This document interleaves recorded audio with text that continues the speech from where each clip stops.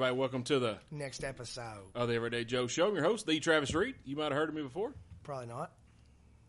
They've heard of me before. Well, there's a couple people have. Okay. Yeah. Well, there's 7 people in the room. Shut up, Travis. Okay, thank you. All right, tonight we got a full house. We got special guests, the band Deface the Dream, Stephen Hargrove.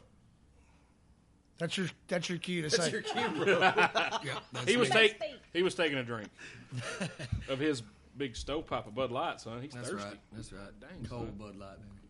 Chris Alford. Come on. That's right. What's Yeah. up, buddy? He's vaping and smoking this place out. Look, Kevin's so Yeah. antsy, he can't wait for you to say his name. He's over he's excited as hell. And Chris is drinking Nectar of the Gods, good old sun drop. That's right. For y'all people that listen out there, it's golden. Y'all need to drink it. He's going to have kidney stones like a motherfucker. It's not a golden shower, by the way, just a golden drink. Well, it depends on how many beers we have tonight. And that guy there, Kevin Meadows, lead Hello. vocals, drinking the Coors Light, the Silver Bullet. He don't like Silver Bullets. He likes to drink Silver Bullet. Well, you know. Yeah. Tony Jarrell back there producing tonight. What's up? Thanks, Tony. He's drinking the champagne of beers, High Life. Ooh. How living the highlight. Well, you splurged tonight, By buddy. the way, cheers to that guy. Like, I know he passed away, but I'm not even sure why he passed away. Yeah, no, that's a great, dude. Yeah. Tooth! Hey, buddy. What's happening, man? Man, I'm just hanging out over here. What you drinking on? Drinking a little Coors Light. Coors Light Stovepipe. Here we go. I feel like I need to like be like, there we go. I bought the stovepipe because I just knew Kevin was going to have one. Yeah. And I didn't want to be completely laughed at. So I was like, I'll get a Coors Light stovepipe. And It's now like I'm cool. It's like the Aquafina of beer. It is really great beer. Miss Andrea co-producing, Hello. having a Corona and an apple pie. Not your mom's apple pie. That's right, I'm double fisted. Adult beverage. And I'm drinking the fine Pilsner beer, Miller Lite. Wait a minute. I was broke, so I had to buy something. Back up just a minute. Mom's apple pie, double fist. What just happened? I had 2 beers. Can we just pause for a minute about the sexual innuendo that we just missed? 2 minutes and 1 second. That show has never went to hell quicker than that. Well, go ahead. Well, that's the thing about a sexual innuendo. You ignore it and keep going. I try to stop it. It's hard. Back to Travis. Really hard. Back I to heard Travis. double fisting about shit about came out. So You got excited here double fisting and shit. What are you doing over there, Kevin? That You guys escalated wanna know- quickly. Don't want to know anything about his personal life. I can. Damn lead singers. I mean, come on. All right, Deface the Dream. Steven, you guitar. Yeah, guitar. I did the bass tracks on this. I did the 2 guitar tracks and the bass, and did a little bit of backup vocals on it. Well, you know, I fancy myself as a bass player. Watch out, buddy. Yeah, well, Yeah, I know. we fucking need somebody. So Well, you don't want me, trust me. we're looking for somebody, I'm just but saying. it's hard to weed out like drug addicts and people that are in trouble. Yeah, but with you're the still law not and looking that for sort Travis. No, they don't want me. No, I can sell you parts. That's it. Chris, drums. Yes, sir. Yes, sir. You singing any on this one at all? No, sir. Don Henley in the back? No. No. No. That's bad. Kevin, do you do anything besides sing and talk? get on people's nerves maybe a little bit, but that's about it. So you just lead vocals. Yeah. No, Kevin is my partner in crime, man. He helps me write everything, and I help in turn with him. We work together really well to write all the lyrics together, as well as he helps me structure some of the guitars, make decisions on how the songs are structured on guitar and stuff. So he has a big role in that too. Yeah, it kind of always gets More to a so point than to where any of the extra guitarists that we've had or the other members that we've had. It's more input from him on guitar than the second guitarist. So why have the second guitarist, I guess? I will have parts of a verse down and like I'm missing a line or a couple lines here and there, and I go to Steven and we sit down. It's almost like, dude, it's fun. It's not even work. We just drink fucking beer and like we write music. Like it's awesome. Beer, that's when the best ideas come out. Is beer. It is. Well, it is with me. It always seems Yes. that way Talk until about you on the sober CD up the thing, next dude. day, and then you have to do a little adjusting here and there. All right, so you and Kevin wrote most of the stuff? Yeah, Actually, what's weird with our former band, he and I pretty much wrote all the music and did all that. This whole EP was pretty much all Steven on guitar. Like I maybe had an idea here and there for like a chorus or something like that, but it was pretty much all him. That's cool. 'Cause- So this EP, how many? What's it got? 6 songs on it? 7 songs on it? Technically 6 with like a keyboard kind of. Yeah, which I thought was pretty cool. Kind of like not as long, but like a Dyer's E or was it on Justice. That was just a little instrumental thing. Yeah, little yeah. piano going on. That was pretty cool. well, we've always talked about. We even wrote some stuff in the past with some keys in it, and we've always talked about trying to get as much involved as possible. So we have this guy that's really talented on the piano, and it was funny because we kind of had an idea that we wanted some samples here and there and whatnot, but we stopped by a friend of ours' house and was going to show him where we were at as far as the recording process. And dude just happened to be there with his keyboard there. So Oh, sweet. that piece that you hear on there is actually recorded on a cell phone on the spot. Dude had like maybe 15, 30 seconds of the song played for him, and he was like, okay, I'll peel one off for you. Yeah, that's what's fucked up. It was all like that interlude was one take, and then the outro on the end of Lost was one take. So there wasn't just Pretty cool. sitting there. Dude was and on the just doing spot it. and just hammered it out and was like, we're fucking using that for Dang, sure. man, that's awesome. So this was the EP. How long did it take y'all to write everything on it? Y'all been working for? I mean, I've talked to y'all in the past, but Like Kevin said, this one was done a little differently than anything else we've done in the past. We used to try to write our songs by collaborating together in the practice space.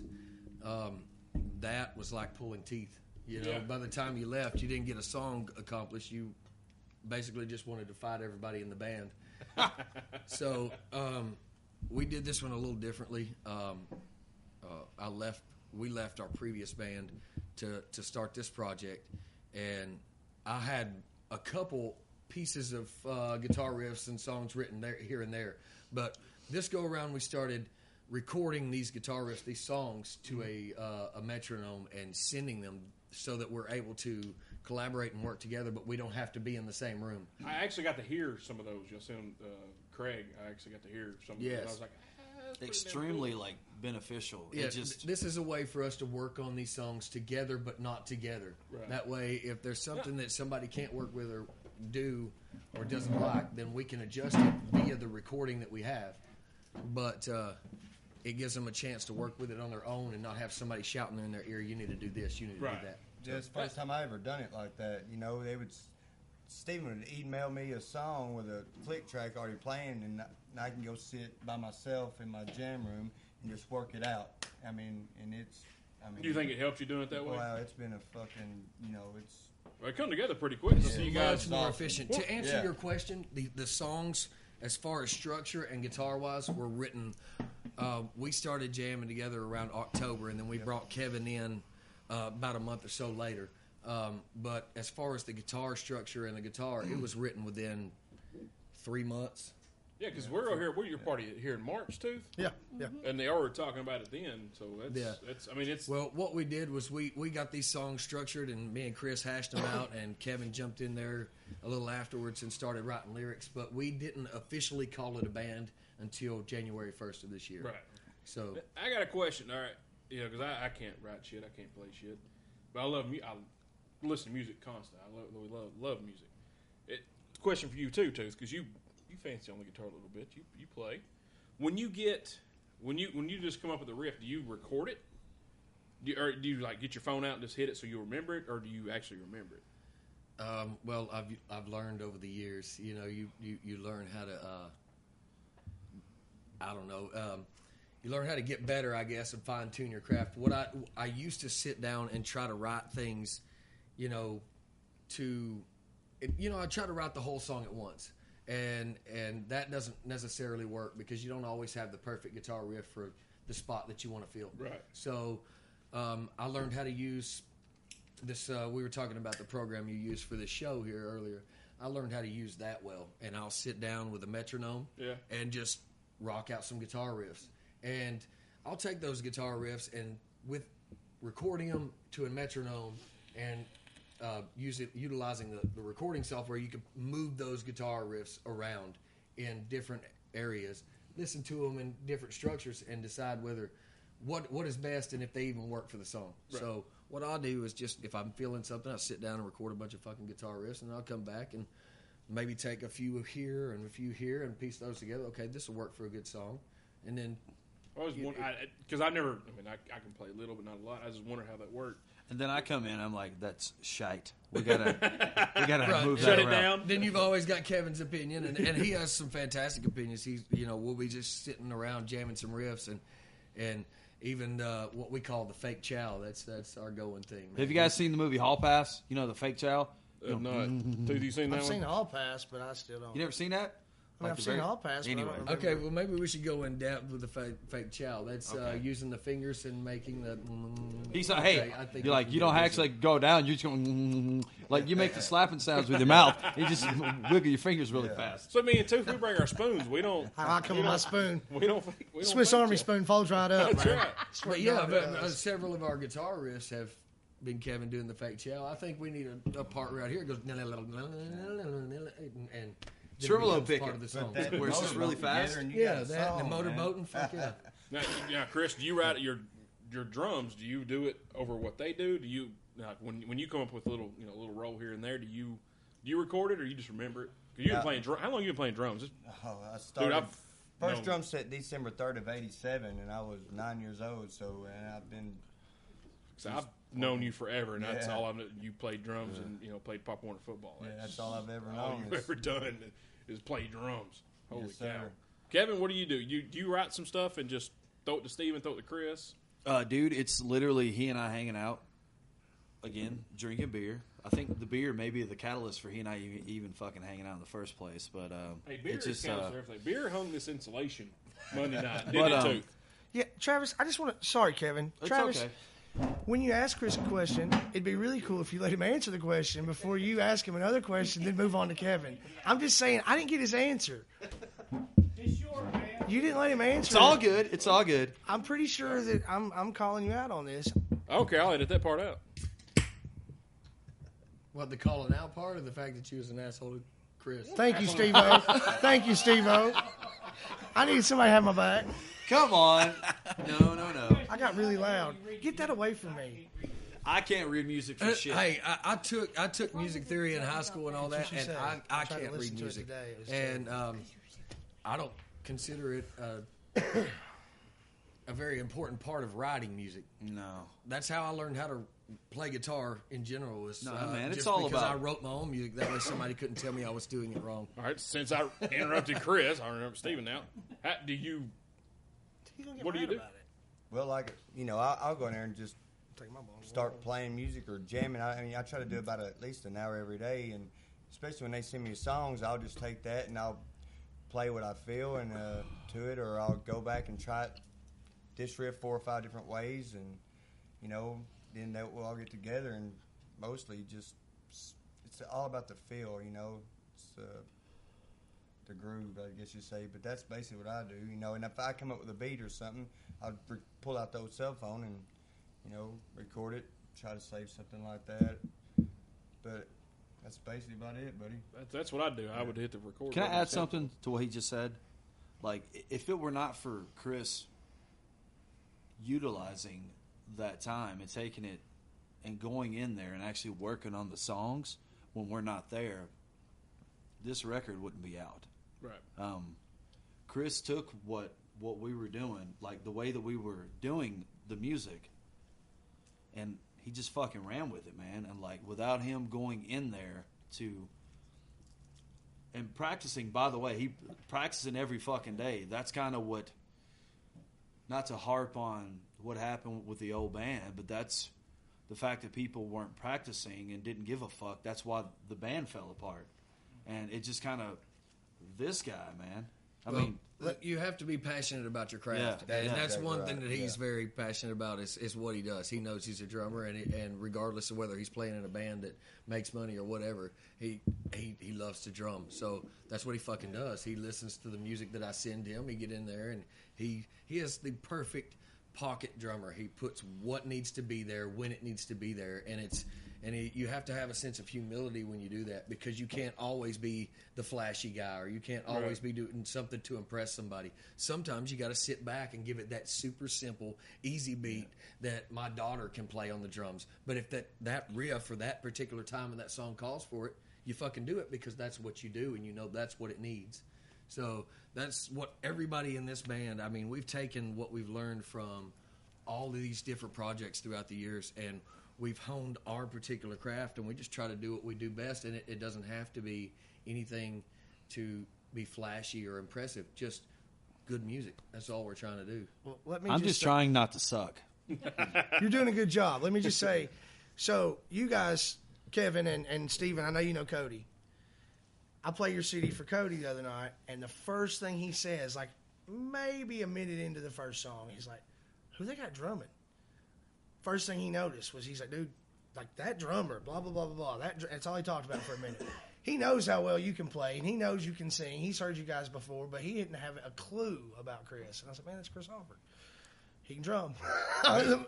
Cody Severs. Oh, Cody Duke Severs. can I definitely- wish that I had the level of motivation and drive that this guy does. I wish I could say that I practiced an hour or so every day. Yeah. I don't, and I wish I could say that, because I would be much better at I what sing do. in my car like on the daily. I get fucking funny looks when I pull up at the red light, and I'm all like, yeah. And they're Well, like, hell, what is so this do- guy doing? I do too, but damn, I don't sound like that. Tooth, what do you do? Because I mean, I don't, Travis. Like, I you- don't have any dedication at all. no, I'm saying, like, for a song, like, because we've been talking, you will hear a song, and Tooth's like, damn, I could play that song. I just remembered it. How do you record? How do you remember Well, songs? see, that's just all playing covers. I play a lot of covers. True, but still playing though. It's just you learn so many covers that at sometimes I can sit down and somebody say, hey, play something, and I can't think of anything. Hey, it's because of Tooth and Steven that I know the band Adam shit, by the way. Thank you. You're welcome. You're welcome. But I'll hear something and just forget that, hey, man, I forgot how to play that. Like, I learned that. And then I don't know what it is mentally. I can just kind of see it most of the time. As far as when I have and when I do come up with my own stuff, if I don't record it now, you forget. If it's not something like Craig and I had sit down and we've worked on 4 or 5 times in a row one night, I'm not going to remember it, you know? So usually we try to throw a little recording out because we're not playing it 4 or 5 times in a row right then. We're drinking, we're doing other extracurriculars. And that's like the only ones I can play is like what Craig wrote, and I had to play it like 8 times to even remember like the first verse, and I'm like, God, how do y'all remember this crap? It just, I don't know. It's just always a lot of songs are the same. That's one thing. There's a lot of music out there that the strumming's a little different, or you need to double pick here, or you need to palm mute here, which Steven had. He's really helped me come a long way with the palm muting thing. He used that dude is probably I have played with some killer guitar players. He's the best fucking guitar player I've ever been in the band with. You can't listen. Like, to dude, that. he It's is. a biased opinion, man. You can't. He is. No, dude, it's got nothing to do with that. His fucking rhythm playing. Even the guy that has produced our shit is like, he is so fucking tight and precise with like everything. It's always fascinating. Any kind of artistic thing, whether it's playing music or even writing songs or even painting a car, come up with your own design of a paint. I just don't get the creative process. I'm just not that creative, and it just seeing him and Craig play, like, how do you come up with that? How do you even do that? How did you remember? Oh, I hit this lick one time, 5 years ago, and I remember. I can't. Well, it's like hard Chris to feel it. It's like Chris said, it was a feeling. It's a feeling, You can't like when Can't be taught. The first time I played with Craig at Oak Street, he played a song he called JTB, and I will never forget what I came up with that night. I couldn't sit down and do it right now, but if Craig started playing JTB, it's the feeling. Yeah. Because you know what that part needed, when it needed it, and you threw it in there, and that's, absolutely. To me, it's just, I don't care if, like with Craig, he just writes songs to play him at the house by himself. Mm-hmm. You guys put out an EP, which sounds amazing. Seriously, you guys need to buy this stuff. Unify is my favorite song, by the way. So track number 5. When y'all do buy it, Chris is sold out. He sold them all at J&G while getting a pizza earlier. And some he was afraid he's gonna be late. Like, he's like, man, I'm sorry, got caught up at J&G selling all these damn CDs. How we got left? None. Is that the second time he sold out? I'm pretty sure Steven told me that. Man, Chris, he didn't call me and said he needs more CDs. Yeah, hey, Kevin ain't even sold one yet. This Will guy, you buy the one sad from part Kevin? is he can get people to drive out of their way and meet him in town to sell CDs. Look at his hair, I can't bro. even get my family members or the people I work with to buy it. I can't get a motherfucker to show up at his just house loan on me time just to buy it. $6. Like, I'll drive there, and they're that? like, nah, I'm good. Hey, Chris, when I make more T-shirts, can you sell them for me? Yes, sir. Put his Pretty good face job. on the shirt, it'll sell itself. Different marketing. Yeah. Can you grow a goatee a little bit, maybe? I tried. Chris does have a marketing employee.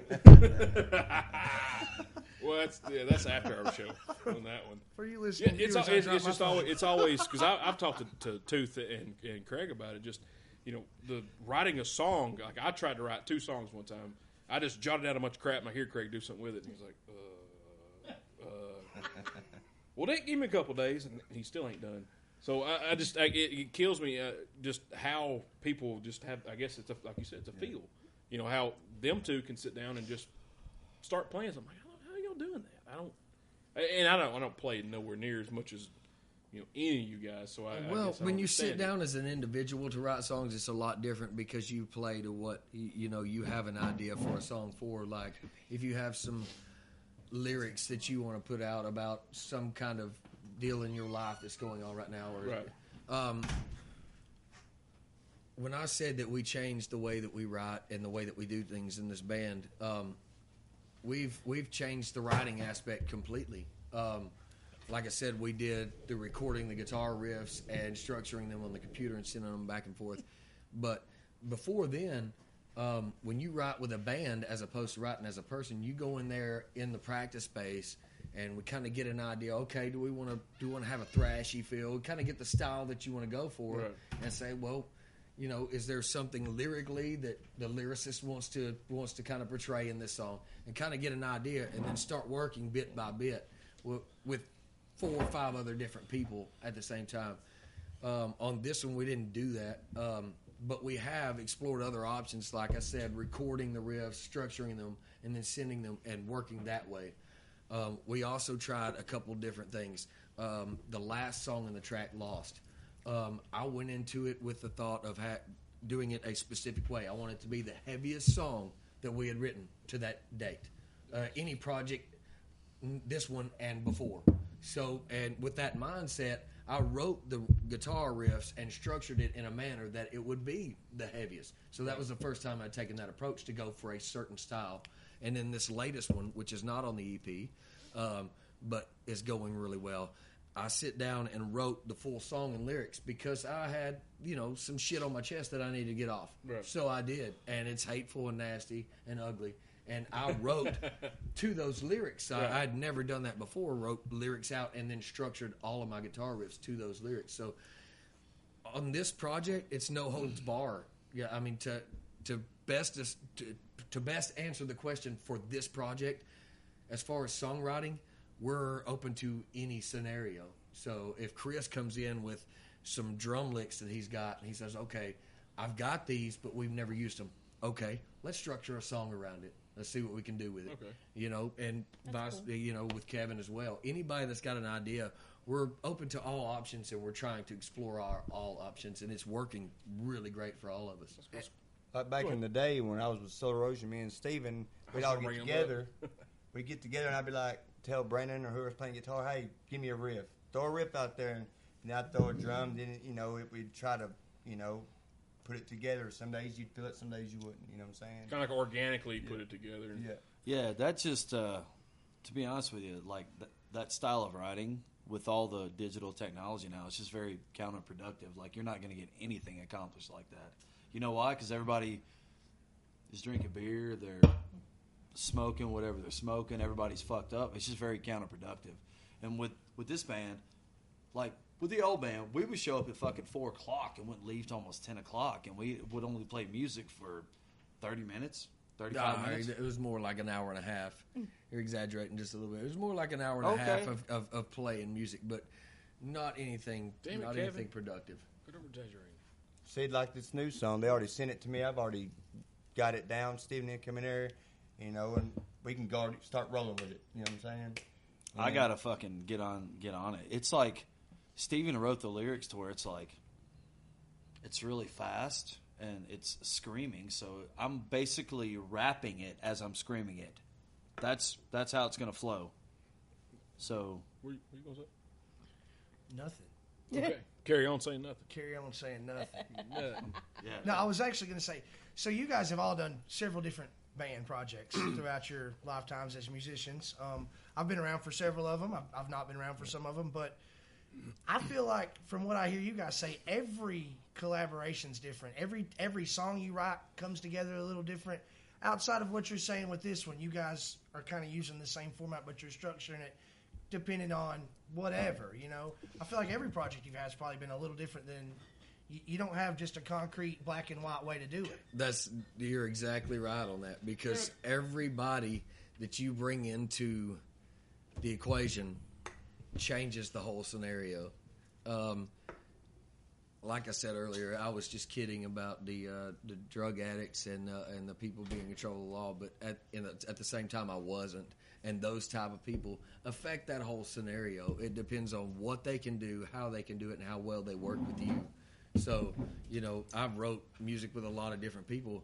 These guys, in particular, we had a band a few years ago called Potential Zero. Let's not get a few. Let's go back a decade plus a little something. Anyway, it's been a few years back. Well, I mean, we've tried this before in a different scenario, and it didn't work. But it's all about your approach and how that was things my are going. fault, So, by the way, yes, absolutely. Everybody matures differently too, and you guys are all at a different level now than at times that I've known all of you. So I feel like, like you were telling me the other day, Stephen, you were talking to me and talking about how dedicated Chris is and how you've never had a drummer that would put that kind of effort and time into it, and that's what's making this great. it's making you guys better as a band, and it's making you better as individual musicians. But you guys have always kind of come back to each other for a while, you know. So I think there's something organic there already. I'm going to put this out there. It's just what I said. The previous project that we had, there was a band that I was in previously before I joined that one. They got together, and I heard the music that they were writing, and I was so blown away by it that I kind of left these guys high and dry. It's kind of a dick move on my part. But the thing about it is, that band helped me become a much better vocalist and a writer and shit like that. And to be honest with you, the music that we had was solid, but it was not anything like what we're doing now. I almost think that it was a good thing for me to go off and do that. But the fact that he welcomed me back whenever ADS was in the early stages, man, I was like, awesome, dude. Because I was like, I'm sure that dude fucking hates me. Timing's I was like, everything. Steven fucking hates Right, me. and But if that had happened, this may not have happened. Exactly. And So- this is from what look. I've been listening to that CD since last Friday night. Pretty like it ain't come out of the CD player. This is a good set of songs. Like Yeah. it is good. I agree, appreciate dude. that. that's what awesome. we fucking focused on, man. Because, dude, you can have a ton of songs, man, but you have to write good songs. Yeah. It can't be just 2 or 3 good songs and, like, I don't know what all that other shit is, but these couple songs are good. Right, and I think you got songs here that if you get a 12-song album, there's gonna be a couple songs. Yeah, whatever. Even some of the bigger names, they've been around for 30 years. You're like, I don't really like them, but all these songs are all Quality. really good, I think.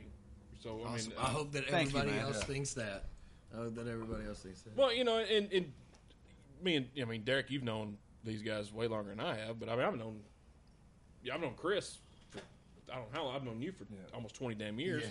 I've known you for 20 years too. See, So maybe 2 years longer. I've Yeah. maybe known Steven 2 years longer. right. So I mean, yeah, we're kind of biased, but I mean, good's good, and it sounds. Well, that is true because there's nothing you've ever done that I didn't like. So I mean, I can go all the way back to Last Night Okay, Suicide. well, I love that. That's awesome of you to say shit. that. But there's even stuff that I've done that I cannot fucking stand. That's every musician, you- but I've loved something from every band you've been in. Not necessarily all of it, but something. Well, y'all remember, my room at my grandma's house. Oh, yeah. over there on Carter Street, and we had the sheetrock wall that everybody signed.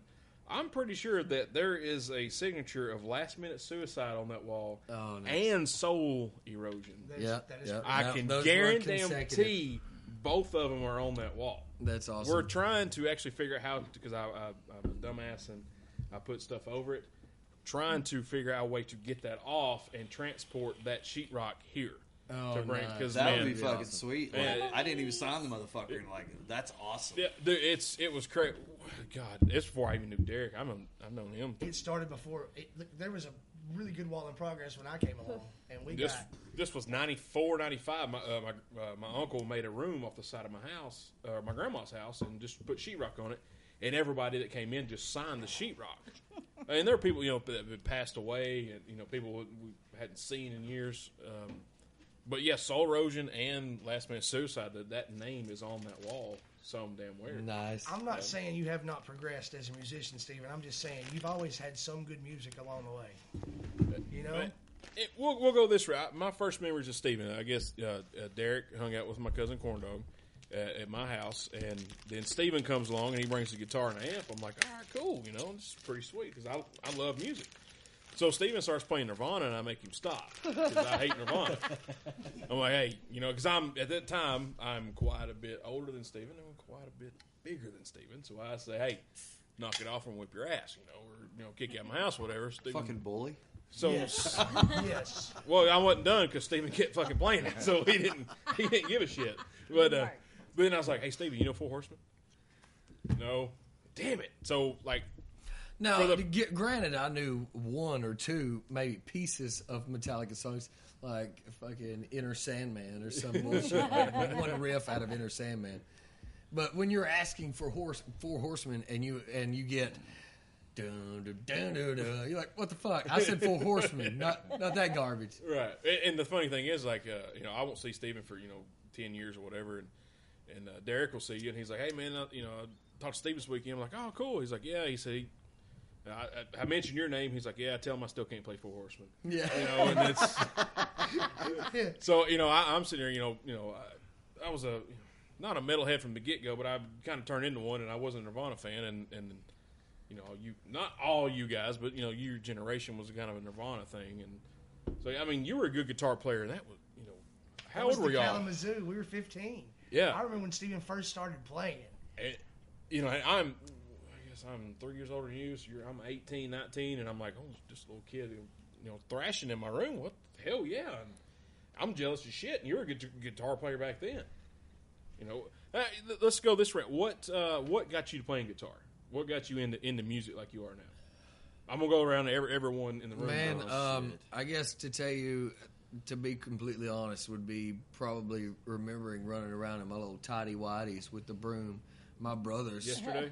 Yesterday, yeah. No, when I was a kid, man, my brothers used to play these amazing records. And when I say records, I mean fucking records for those who don't know what a vinyl is. Love some vinyl. Dude, I can remember Sabbath, Bloody Sabbath, and Holy Wasp. shit, man. Wasp, Blackie Lawless? Yeah. Dude, old shit Chris like that. Holmes. And, Chris people Holmes have a is hard fucking time man, believing that, but, like, literally when I was 5 years old, you could catch me singing any song off the Sabbath, Bloody Sabbath album. Like, wow. That was my thing. I did go through phases as I grew up, and yes, I did do the fucking Nirvana phase when I first started jamming on the guitar. But I'd say to get me into playing music at all or having the passion for the music that I have is those days when I was growing up and listening with my brothers. I used to play a game with my brother Tommy. He's gone now, but he used to throw on records and just make me guess who was who it was, who was singing. So that's my fondest memories, and that's probably the reason why I play music to this day. It's good. Yeah, we play that game now all the time. Who's this? Shit, I don't know. Dude, name that tune. Yeah. I'm pretty good at it. I'm You are good at it. Chris, what You're about you? I know your answer. I've known you for so long, but I'm just going to throw the horns up. Come on, baby. Mine's the same kind of him. I didn't have really a father, so my brother, he's used to put the old makeup on me. We used to, beat around the bed and stuff like that. And then Motley Crue was always my inspiration, and I love that band still to this day. I don't ever miss a show, and I got to say, if it wasn't for the Crue and all their music, the Crew's music was the soundtrack of my life. You know what I'm saying? Oh yeah, and will always be that way. And God bless them. I do, and I knew you're. Like I said, I've known you for years, and Motley Crue. To me, it's feel good music. No pun intended with Dr. Feelgood, but Motley Crue it always. No, I don't care if it's without you or if it's Dr. Phil. It makes me in a good mood. Motley Crue. I always love Motley Crue. And watching Tommy, back when I was a kid, play in the roller coaster with the drums, and I thought that was the shit. That dude was. I focused a lot on him. Nuts. Yeah. Nuts. Yeah. Is there any other drummers like Tommy Lee that you kind of go after? Or? Well, like I said, I was mostly in that 80s thing. Tommy and I did get where I watched Lars a lot, but I got to say, it was mostly Tommy. You can watch me play to this day, and a lot of people say, man, golly, you remind me of so much Lee, you know what I'm saying? So he's probably my biggest inspiration. Edit that. I knew it was coming. But, for them to say, hey, you remind me of Tommy Lee, that's pretty damn good compliment. No, the thing I love about Chris is he's passionate about the way he plays, and he conveys that just the same as Tommy Lee did. That flashiness where he's spinning the sticks or tossing them or whatever. You see Chris back there doing it, and a lot of people may think, oh, he's showing off. No, it's showing you how well he's getting into the music, how much fun he's having with it. And for somebody to enjoy what they're doing that much, it's fucking awesome to see. That's the best part about playing with people. It's the fun feeling. to see. Back to the feeling, man. Yep. You start playing with 2 or 3 people. That's why when Craig and I played, it was such a big deal right. to me, because that's when I was happiest. I was like, shoot, I could sit down with Craig or Brandon when he was living with us, whoever, and we just sit down and you just start feeling the music. And anytime you have you get a group together that shares the same passion and everybody's really getting into what you're doing, and Steven Adler, I forgot. You know, when Appetite come out in '87, Steven Adler. What a great record! That was what a great record. That was awesome. Did y'all see the show at Nissan Stadium? I did No, not. I didn't get to make it. Steve Adler come out and played a couple songs with him, dude. That was it was great. Out to Get You and another. I think it was that one and another one. Maybe Mr. Brownstone. Yeah, I think it was maybe Brownstone. What about you, Kevin? Who was your what got you into singing and into music in general, besides Stephen and Chris? Well, if my mom were here, she would like when I was just a wee little guy. Apparently, my first love was Michael Jackson. Nothing wrong with that. Actually, my first record. My stepdad actually worked at, it was like American Can. Then it became something else in Shelbyville. And he brought me home this little white glove. And I put it on my hand. It was like singing and shit. It's fucking yeah. old. But like, if we're talking about like where my huge influence first came from as far as being into what I do now, 2 albums. Slippery When Wet, when that came out from Bon Jovi. Yeah. And I'm then, all right with that. I'm cool with then that. I remember being, I don't know if anybody remembers the store at all, right beside McDonald's in Tullahoma, where that car lot is now, like to the right of McDonald's. There was a store there called, there was like a tape CD store there.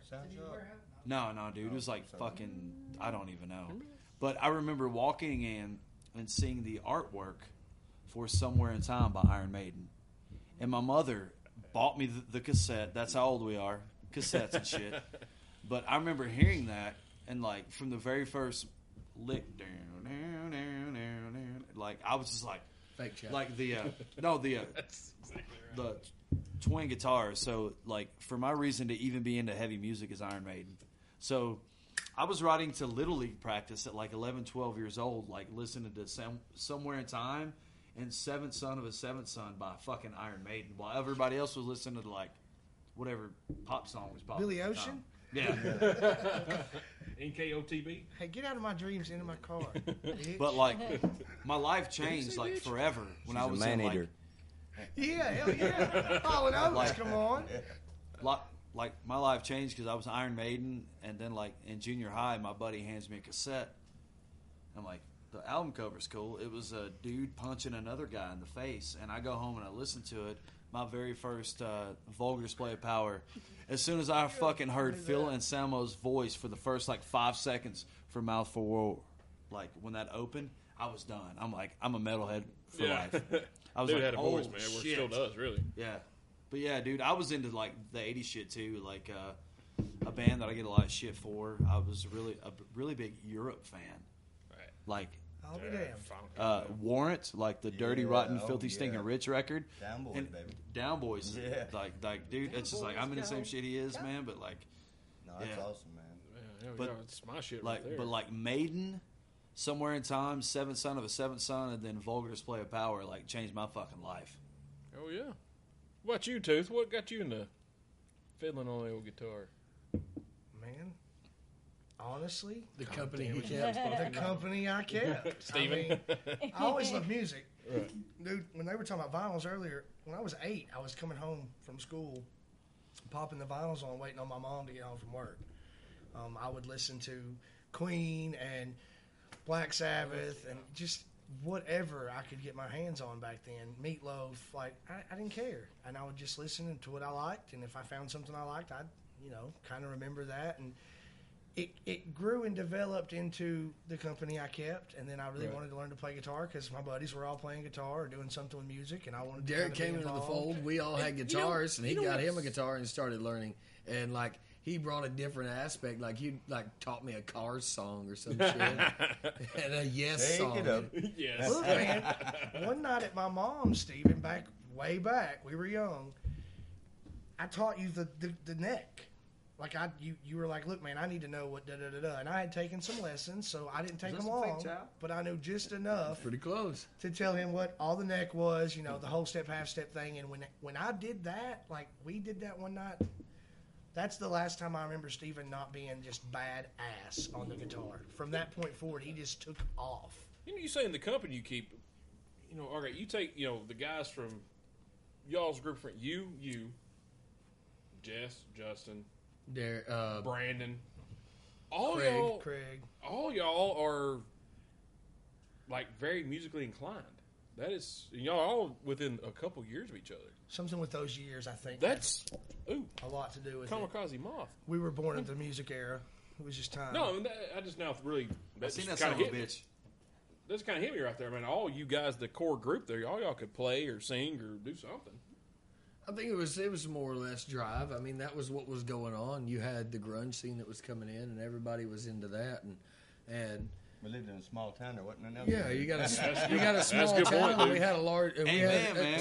a good group of guys that all hung out together, and we were experiencing everything together, doing the dumb shit, as well as music is something that kept us probably from getting in trouble more than what we did. Right. We could get fucked up or whatever we were going to do and play music rather than get fucked up and go out in town and hell, ride the roads and stuff like that. Even guys that y'all aren't still friends with, like, I'm not going to name the names, but there were some that lived in the neighborhood that I lived in that we might have had issues with, y'all had issues with. They played and were really good, even. It's just crazy how that core group of that age group, y'all are very music inclined. All y'all. Yeah. That's I put that together. Boy, I'm a dumbass. Shit, our age group ain't worth a damn. We can drink. You can say that again, Tony. First of all, don't just narrow that down to your age group because I can drink as well. Yeah, you're from Tullahoma in Moore County, so you don't count. Kevin's old as shit too. Andrew, what kind of you're different than your musical wheelhouse is different than everybody here. What do you? Yeah. Well, I grew up on country. Oh. My mom got me into it.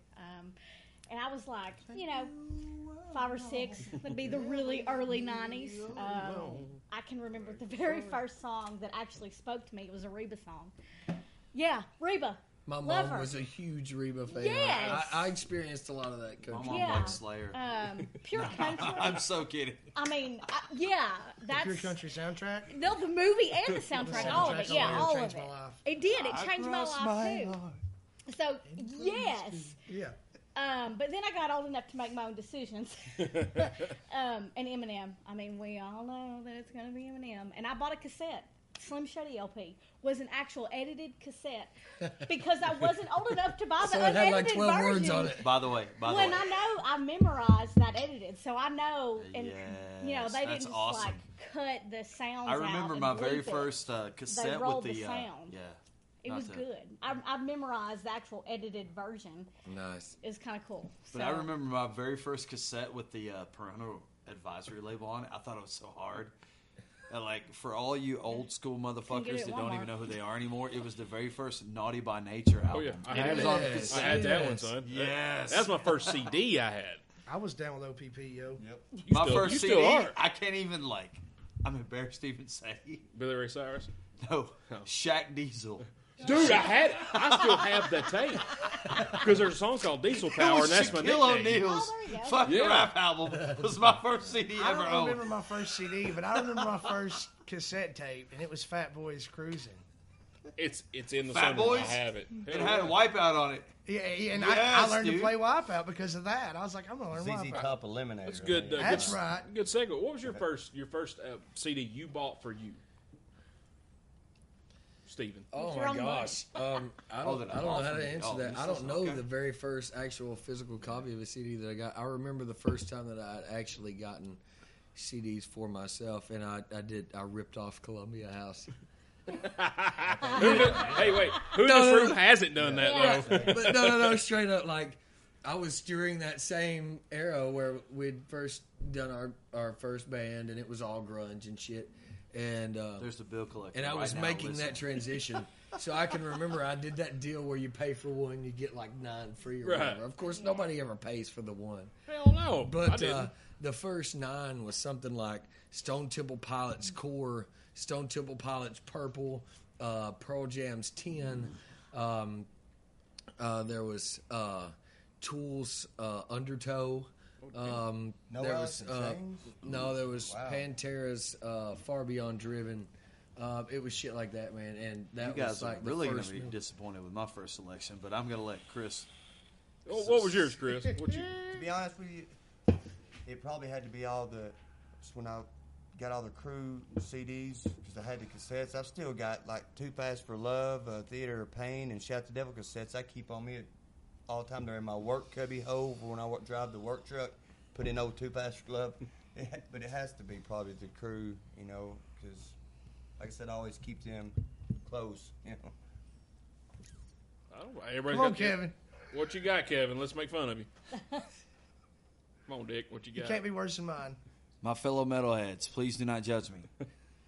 My very first CD that I ever bought with my own money was the 10 Feet Tall and Bulletproof album by Travis Tritt. Hey, no, Oh, hey, Nice. I know that I'm one. okay with that one. My uncle was in one of his videos that was taped in Marietta, Georgia, so I am okay with that. For like, you guys that don't know, Travis Tritt is one of the best fucking country singers, songwriters ever. That guy was incredible. I like Travis Tritt. I'm cool with it. But that's totally unexpected for people that are like, wait, what? You can't just lump yourself into one thing. That's You gotta, That's like, the society today. That's Apparently, beauty- you're only supposed to do this and Yeah. this and this. Fuck society today. Yeah. The beauty of music is I like some strange ass crazy shit that I'll say, Andrew, this is something you'll like, and she'll be like, oh my god, I do like that. And I like some heavy ass shit that Steven will say, hey, check this out, this is gonna be good. Like when you turn me on to Snot, you know what I'm saying? Like it's a badass. I bought band. I bought another country CD at the same time. Joe Judds? Diffie, Third Rock from the Sun. Oh Yeah. yes. That's a little bit gay. Okay, but I was feeling the Travis Tritt when you said Joe Diffie. Fuck that. Who is that? Well, folks, You're exactly. the Face of the Dream has No, just you broke know up because of Joe Diffie. Well, look, Tooth, what was your favorite? I don't know my first CDs, but I'll tell you, I remember my first Christmas that I got my own music besides the Fat Boys tape, which I had gotten. So I had asked for Annie Lennox's Diva album. Yes! Bryan Adams, Waking Up the Neighbors, and the blue and the red copy of Queen's Greatest Hits. The Queen Classic Hits and Queen's Greatest Hits. That's good right there, man. I would mow my grandparents' yard on the riding mower with my Walkman, jamming Queen. The Queen, Walkman. I loved Queen. Yeah. Dude. Queen was the shit. Queen still is the shit. I liked Queen before I knew you, and knowing you made me like them more. My daughter's 11 and she loves Queen. That's The Your daughter fucking is the Walkman smartest headphones, dude. If you tore the foam, you were fucked. You guys know what I'm talking about? Yeah. Or if you leave it out in the Yeah, all rain, the hell, man. that sucks too. Jesus Christ. well. This thing, Hey, Tooth. You're all like, just trying to be as slow as you can be to not tear a hole in this shit. You made a good point. As close as me and Tooth are, he'll. Dude, I know you hate this kind of music, but listen. Yeah. The kind of music he listens to is just it's wide. Oh, yeah. And I'm I'm pretty narrow minded when it comes to music. I'm like 80s hair bands. Dude, I'm all. That's my wheelhouse. And That's Tooth's like, me too. he's like, Travis, just give it a chance. Just please listen. I'm like, well, shit, it's not that bad. It's. Occasionally, and I try to think about what he's going to like or what Right. you're going to like or whatever, but I do listen to a ridiculous genre of music. It's eclectic, It's if you will. eclectic. It is. It's wide. But What? go ahead. No, go ahead. No, you go first. No, who's on first? What's on second? Who's on first? Are we doing Abbott and Costello We now? You're out. Is that what's happening? Hey, go we ahead, might Travis. be. You didn't answer your first question. Yeah. What got you into What music? got you? I was going to you first. Well, I already answered mine. What about your It's first turn. CDs? My first CD, Which the I- first one I bought was "Open Up and Say Ah." Come on. Poison. Nice. Yeah. That's poison, right? The unedited. Yeah, with the cover with the long ass tongue. and Yep. shit, yeah. I got that one. That was That the is first one that I ever awesome. bought. And that was. Yep. I thought I was such a badass because I got it. It was. Yeah. Because we're having like. You are a badass. That's. I am a badass. If you don't believe me, just ask me. 80s right. butt rock is the best. I no, dude. Well, I've there's- got more tail listen to that than people know. It's good music. It's good music. We know, Chris. Yeah, that's He's thing. like running a race with Gene Simmons. He really is. I think Chris is winning. He might be. He might be. No, and that's the thing, like because me, Chris, and Tony and Kevin, a little, not much older than you guys, but the music, it really, when you guys came into teenagers, it really changed. With Seattle coming in with Nirvana and Pearl Jam and Alice in Chains, Soundgarden, which I love all of them, but Nirvana. I'm with you on the same thing. It really changed. I mean, that feel good, 80s hair band stuff that we had when we were, in the late 80s, we're getting shit. Because I thought when I bought that Poison album, I'm like, we're having like some kind of basketball thing with the boys basketball team and the girls basketball team. I'm like, I'm going to bring this Poison tape, and I'm dude, chicks gonna be all over me because I brought this. That's right. Every rose has its thorn. I'm fixing to get. Somebody gonna want to dance with me. Yep. That didn't happen, Dance. but I thought it was got a going little to bit of happen. story. But it But I'll really wait. didn't. It's a small one. Is it? I Kevin? remember, yes. No. I remember going and hanging out at my dad's. It was apparently one of the weekends that it's going to be bad, that he finally decided to, like, be a dad and, like, but I had a cassette tape with me and my Walkman. By the way, the phone was not torn. All right. I had Look What the Cat Drug In, that record from Poison, and my dad flipped the fuck out because they were all wearing makeup, and he goes, what is this shit? And I'm like, dude, he literally passed out in the recliner, and I thought it would be funny as fuck if I went up and stuck my fucking headphones on his ears and had it cranked. You know the little dial that you had to fucking turn on the Walkman? A little wheel. Man, I fucking cranked that Poison in his ears, man. He got mad as hell at me for that. Oh, that's a shame. Twisted Sister. Oh yeah. I was just Oh, about to yeah. mention Twisted Sister. I mean, they wore the makeup, but they had some of the darkest music for that. Did I say that wrong? Is it Look What the Cat Dragged In or Drug In? It was cat dragged in. Drag. Or Dragged In, okay. I mean, Twisted Sister. it's only man. been 20-something was- years. That Stay Hungry album was fantastic. I've I got think it. I think it's extremely underrated because it was really good, cryptic, dark music. They It had was the just worst sick. luck though of anybody Actually, getting signed. You know, Because of you, I actually went They're gonna on burn you. Spotify and like listened to it one night, just chilling, man. And like, dude, here's the thing: I don't care where the music come from, or like how old it is, what genre it is. If it's good, it's good. Yeah. You know what I mean? It doesn't have to be fucking Yeah, heavy metal. you get to tuning into some Nature of the Beast or Burning Hell or Yes. Captain Howdy. That whole record was fantastic. By the way, Yeah, the both. Strangeland soundtrack. The Strange Oh, yeah. Land Get the fuck soundtrack. out of here. Strange Get Land outta movie. here. Dee That whole Snider's soundtrack. he did a fantastic job on every bit of that, and one of my favorite bands of all time is Snot was on that, and I just everything about Strange Land and Dee Snider, I like everything he's got to offer. Dude, that soundtrack changed my life. Well, like you, I know of Snot because of him. But can you believe it though? Out of all the '80s bands, there was only a couple people that was sober, and Dee Snider was one of them. You know what I'm saying? True. You wouldn't be able to tell it by looking Yeah, at that exactly. motherfucker. Something for the record. Did you see that thing where he was in court though, and like he was the most well-spoken? Yep. Oh man, it was amazing. It was I've been amazing. waiting for that sequel because everybody said there's a sequel. Like, I'm pretty sure that I saw him burning to death, like swinging at the Man, end I of the saw movie. Freddie die like 6 times. Yep. I ain't worried about it. Hey, what No. was Rock of Ages? I ain't even worried. I ain't seen that one. You ain't seen it? The movie? Yeah. Yeah. I thought it was a got great Pretty movie. badass Yeah, I got it. Yeah. I like Rockstar. That's a great. I was movie. gonna say Rockstar's incredible. Yeah, I got it on my great. phone. Yeah. I sing it really. Yeah, Why, after I did it, why'd you even try, Kevin? I mean, yeah. He did make it look bad. This is the songbird of our generation, Kevin. Travis yeah. Reed. Yeah. If you didn't know, now you know. Yeah, I No, mean, I remember- I sing so good. You'll be wearing my shirts when you do a show. I remember my first CD now. I will wear What's one that? of those shirts And- when I do a show. The funnier part about it is I remember asking Steven, hey man, is this band okay for me to listen to? And it was Rat. That was my first Rat. CD. It would have had to have been out of the cellar. It Oh, man. was. Oh, I've I got hope every Steven's Rat answer was album good. ever. I got every one of them. There's nothing wrong with some Rat, bro. That's I've Rat and got- roll, I've baby, seen- rat and roll. I've seen People Rat that in are concert. listening to this are gonna be like, who?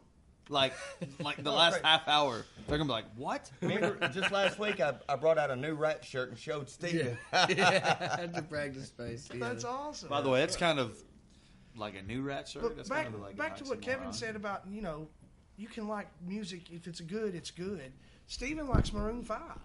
I mean, do. I'm a huge fan of you Maroon really? 5. And Steven Yeah. used to really dig some Michael Jackson, too, back in the day. I'm a fan of Bastille. Bastille, I'm a big fan yeah. of them. I'm a Oh, yeah, I like them huge, too. fucking huge Weekend fan. Yes. God, I'm a huge He was Weeknd awesome at fan. Bonnaroo. Yes, he was. He put on a good show at Bonnaroo. Like every time that I think that like I know that vocal track, I go listen to that and be like, I gotta like practice harder and shit. Yeah, but he reminds you of Michael Jackson. That's why I like him. That His There's new one song, Thank song you for in saying particular that. Thank you In for the saying Night, that. song In the Night, he sounds just like Michael Jackson. It sounds like Yes. something that Michael Oh, yeah. Jackson would have written. I have You an didn't argument know? going on with a mutual friend of ours, Brandon Lutz. He tries to tell me that no, it's okay. It's not talking shit. Like, he's a big Bruno Mars guy. And I told him, I was like, Bruno can sing, but The Weeknd is Michael Jackson, like, made over. And he goes, no, Bruno's Michael Jackson made over. No, Bruno Bruno's flashy. tries too hard. Bruno's flashy. He's trying to produce an image. Yeah. He does have some good music, but Oh, he's absolutely not The he Weeknd. does. The Weeknd's he's got the whole package. He really I, does. I agree. I totally agree with that one. I mean, I like Bruno. He's, I mean, and he's dating Selena Gomez. So there's that. There's nothing wrong with that. no, I would date Selena Gomez. that's a win. I would too. I would, like, eat the corn out of her poo. well, that was Because good. I roll like that. We're gonna have to edit that No, out. that can be said. We talk about corn porn one night. It's fine. Oh, okay. Yeah, y'all go back and listen to that one. Yeah. No, please, really, somebody listen to that one. There were 2 people listen to that damn thing. Was Zach? You were here. Well, listen, Yes. I want to throw this out there. So we've went through a lot of the musical questions. This show's been a little different than a normal Everyday has. Joe show, but just to keep it true to the course, I'm going to ask them at least. Oh, I prepared Come them on. on 2 or 3. Come on. Did. So you want to give them that burning question very last? We'll do the The burning, burning question, last. like, is it... If Not it when you burns, pee, I don't know Kevin. if I would need you to ask. No, me. it's normal. If when you pee, it burns. It's But fine. Everybody does. I would like to know, like, the 5 favorite. Yeah. The 5, what's your 5 favorite bands? Your top 5 of all time. It's hard to limit to 5, especially when you love music as much as you guys do. I know, trust me. Is it limited to a genre, or can we You- go wherever? No, Oh, you can do anything. wherever. You can say Britney Spears. It's okay. Dude, I jumped all over the can't place. because people are listening. Mine had Modest Mouse in the top 5, so you can go everywhere. And we give him shit about that. I don't care though. I love the lyrics; they speak to me. I love the music. I absolutely That's totally cool. love. Shake his hand. Because dude, Isaac's got I'm a some. fan, too. He's got his play on words. Yeah. He's got some really creative lyrics, and you've got to be able to respect somebody who doesn't necessarily have the voice of an angel, but can put his passion. Does he have the lips of an angel? He puts his passion. Hinder. I almost But anyway, I mean, he doesn't sound like me when I sing, and you'll get there one day, the Kevin. It's question okay. is basically, what's your top 5 favorite? If you had Go, to pick Steve-O. 5 to put in your CD player, and that was all you had, You're super Okay, so obvious. you're asking me. Let's see. That's one of the toughest questions I've probably ever been asked. Really, I don't know. The most life-changing, monumental bands in my life, I guess, would be Black Sabbath for one. Be a band called Snot. No, there's not a bunch of people out there that know them, but they were. When they came out with that first record, it was everything to me. So Snot, Black Sabbath, Nirvana at some point in my life had a huge impact, but to this day I wouldn't say they're one of my top favorite bands. But at the time period, that was one that really had an effect on me. Early Metallica had a huge effect on me. Pantera. Yep. Pantera had a huge impact on my life and how I played music and how I viewed it. well, let's word it that way And then. so, and let's see, the 5th one, fuck man, Well, that it was could 5, be. but you give me 6, bro. That's fine. Oh, did I already give No, You five? get as many as you you want, give as dude. many as you want. I gave 7. As I progress, my music that I write now is more impacted by bands like Killswitch Engage, All Love That Remains, a band called Unearth, which I love to death. Extremely underrated band.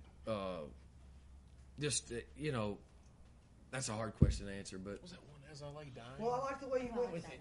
one.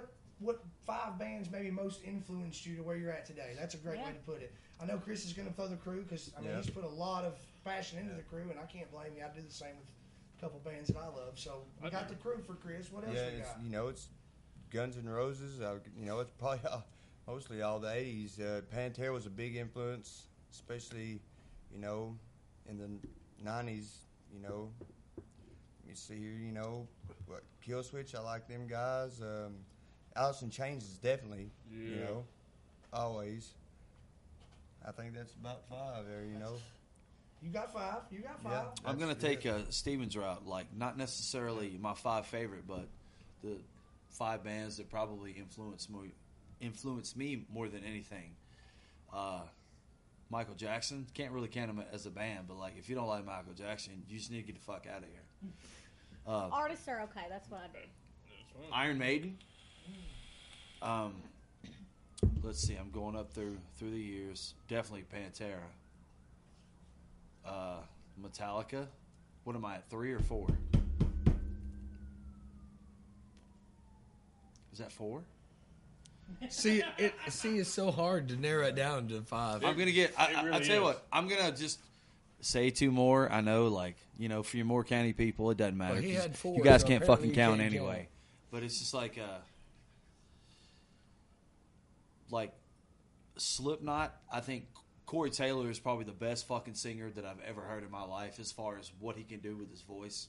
And the last one, my favorite current band, and I get so much shit for it. The reason why that I do my vocals, like the reason I am that way, is Kill Switch Engage. I love Jesse Leach. The way that he writes and structures out everything. Like, without Kill Switch Engage, I would not be the fucking vocalist that I am. And I'm not even sure that I'm any good at what I do. So it's just kind of like, that shit influenced me to be that heavy and to be that melodic at the same time. I'm just Like, going to put this influenced out me. there, Jesse over Howard. I know Yep. that a lot of people are going to give I'm shit for that. I'm Team Jesse. I agree. You team Jesse on Kill Absolutely. Switch? Absolutely. And But I do Howard's like- fine. I like Howard is a fantastic vocalist. Yeah. I would never take anything away from him, but the energy and the emotion that Jesse portrays with Kill Switch is what I'm looking for. I never heard of Kill Switch, Tooth, and Craig, you know, shitting the. By the way, like, probably in Oh, yeah. in my Holy cow. in my opinion, there have been a lot of great records come out over the last 20, 30 years. And I know that a lot of people are going to argue and disagree. I think that Alive or Just Breathing deserves to be in that conversation, because from start to finish, That album. like, is but fucking dude, awesome. it fucking, like, One of the greatest. it literally changed the way that metal was going to sound in the U.S. for the next 10 to 20 years. You know what I mean? Absolutely. If I have to think about influential bands, me personally, I can't believe that I forgot a band. I'm forgot sorry, Dio. it's Derek. okay, buddy.